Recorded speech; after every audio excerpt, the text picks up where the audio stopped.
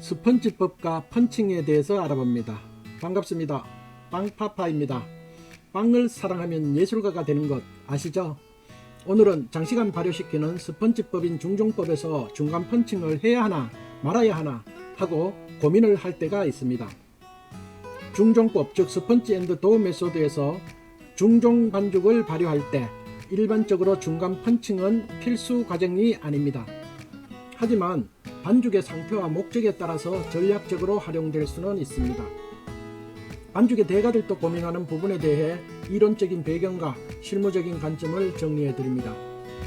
구독과 좋아요는 영상을 만드는 큰 힘이 됩니다. 일반적인 경우 펀칭을 하지 않는 이유는 중종 반죽은 최종 반죽의 풍미와 발효력을 높이기 위한 사전 발효 단계입니다. 보통 강력분과 효모, 물의 일부만 섞어서 장시간 발효시키기 때문에 다음과 같은 이유로 펀칭을 생략합니다. 먼저 글루텐의 결합의 최소화입니다. 중종은 최종 반죽에서 다시 배합되기 때문에 이 단계에서 굳이 강한 글루텐 구조를 잡을 필요가 없습니다. 가스 보유력입니다. 중종은 조직이 연약하여 펀칭으로 가스를 다 빼버리면 최종 반죽 시점에서 효모의 활력이 오히려 떨어질 수가 있습니다. 자연적인 신장성 확보입니다. 펀칭 없이 충분히 부풀게 두어서 단백질이 천연 효소에 의해 부드럽게 되어서 반죽의 신장성에 도움이 되게 합니다. 펀칭이 필요한 예외적인 상황을 보겠습니다. 만약 다음과 같은 상황이라면 1회 정도 가볍게 펀칭을 해주는 것이 도움이 됩니다. 먼저 발효 시간이 매우 길 때 4시간 5시간 이상 스펀지 발효를 시킬 때는 해줍니다. 내부에 이산화탄소를 배출하고 신선한 산소를 공급하여서 효모에 지치지 않는 활동을 도와야 합니다. 온도가 높을 때입니다. 반죽 온도가 예상보다 높아서 발효 속도가 너무 빠를 때는 중간 펀칭을 해줍니다. 펀칭을 통해서 반죽 중심부에 열기를 식혀주는 역할을 합니다. 반죽의 텐션이 부족할 때 중종 단계에서부터 어느 정도의 탄력을 주고 싶다면 가스를 가볍게 빼서 접어주는 작업을 해서 도움이 될 수가 있습니다. 중종 발효의 완료 시점을 보겠습니다. 펀칭 여부보다는 부피와 꺼짐 현상을 확인하는 것이 더 중요합니다. 부피는 처음 배합했을 때보다는 4-5배 정도 부풀었을 때가 최상입니다. 그리고 꺼짐은 반죽의 가장 높은 부분이 살짝 가라앉기 시작하거나 손가락으로 찔러 보았을 때 힘없이 무너지는 시점이 가장 활성도가 좋습니다. 기술적인 포인트를 보겠습니다.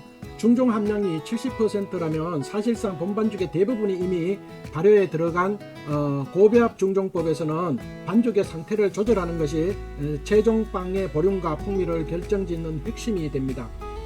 70% 중종 반죽이라면 중간에 가벼운 펀칭을 한번 해주는 것이 기술적으로 매우 유리합니다. 70% 중종에서 펀칭이 권장되는 이유는 먼저 글루텐 구조의 선제적 확보입니다. 밀가루의 70%가 이미 들어가 있기 때문에 이 단계에서 글루텐의 기초 골격이 형성됩니다. 가벼운 펀칭은 글루텐의 결합력을 높여서 최종 반죽 시에 믹싱 시간을 단축시키고 기계적 스트레스를 줄여주게 됩니다. 산소 공급을 통한 효모를 활성화시킵니다. 중종 비율이 높으면 반죽 내 이산화탄소의 축적 속도가 빨라집니다. 중간에 가스를 한번 빼주면 효모에 산소가 공급되어서 본반죽 단계에서 폭발적인 팽창력을 발휘할 수 있는 에너지를 비축하게 됩니다. 반죽 온도의 균일화입니다. 70%나 되는 대용량 반죽은 중심부와 겉면의 온도 차이가 생기기가 쉽습니다. 펀칭을 통해서 반죽을 뒤섞어주면 전체 온도가 일정해져서 발효가 균일하게 진행이 됩니다. 결론적으로 중종 반죽은 반드시 중간 펀칭을 필요한 것은 아니지만 다만 장시간 중종 발효하거나 중종의 비율이 높을 때와 발효 온도가 높아서 높을 때 등 일부 경우에는 중간 펀칭을 해주는 것이 더 좋은 빵을 만들 수 있다는 것입니다.